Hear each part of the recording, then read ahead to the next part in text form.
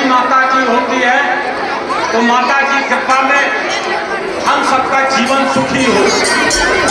ये माता का दरबार है, सच्चा दरबार है।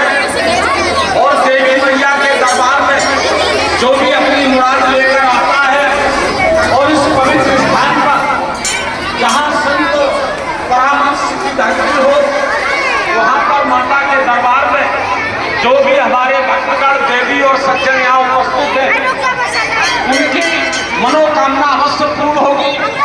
आज के अवसर पर हमारे अमरेश अवस्थी जी जो बड़े विधि विधान से इस नवरात्रि के नक्षत्र में माता का साधना, उपासना और उपवास के बारे में सबको बताने का पूरा प्रयास कर रहे हैं।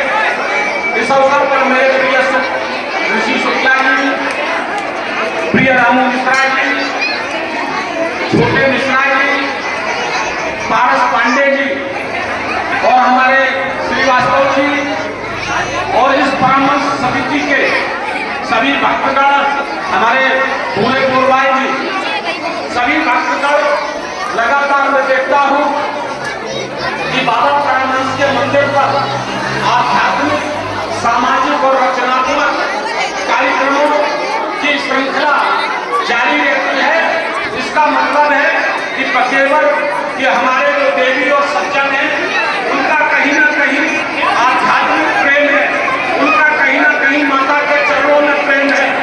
उन्हें शिवरात्रि से, नवरात्रि से, गणेश चतुर्थी से जो विशेष नक्षत्र होते हैं, उनमें जो भी भक्तगण साधना, उपासना, आराधना और उपवास करता है, निश्चित रूप से इन नक्षत्रों में हम सबकी मनोकामना पूर्ण होती है।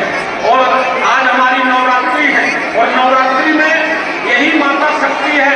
इन्हें कहा जाता है या देवी सर्वभूतेषु माता रूपेण संस्था, या देवी सर्वभूतेषु लक्ष्मी रूपेण संस्था, या देवी सर्वभूतेषु शक्ति रूपेण संस्था, या देवी सर्वभूतेषु बुद्धि रूपेण संस्था। नमस्तस्यै नमस्तस्यै नमस्तस्यै नमस्तस्यै नमो नमः। यही माता की कृपा है। और तीनों लोगों में यदि कोई आदि शक्ति माता है तो जगत जगदम्बा, आदि शक्ति, अनंत शक्ति, हम सबकी पालनहारी माता आदि शक्ति माता दुर्गा मैया है।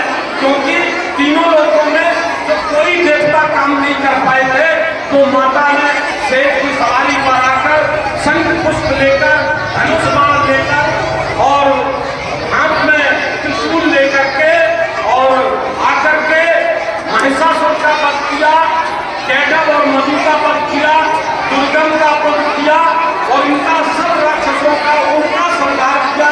जो तीनों लोगों के देवता जिनका संहार नहीं कर पाए, यही माता की बड़ी शक्ति होती है। कहते हैं धर्मो धर्मारक्षका, धर्म की कोई रक्षा कर सकता है तो हमारी माताएं भी नहीं कर सकती है। कहा जाता है कि जब धन की पूजा, जब धन की आवश्यकता होती है तो सब लोग लक्ष्मी की पूजा करते हैं। ज्ञान की आवश्यकता होती है तो माँ सरस्वती की आराधना करते हैं। और जब दुष्टों का संहार करना होता है तो माँ दुर्गा की आराधना करते हैं, उनकी सिद्धि करते हैं। तो यह नवरात्रि की जो सती नवरात्रि आई है, इसमें शैलपुत्री, ब्रह्मचारिणी, चक्रघंटा माँ, कुष्मांडा, स्कंद माता, हमारी कालरात्रि, महागौरी, सिद्धदात्री, इनके आशीर्वाद में हम सब अपने जीवन को धन्य बनाने का संकल्प लेकर जाएं। और आज के अवसर पर मैं यही निवेदन करता हूँ कि शरीर में जब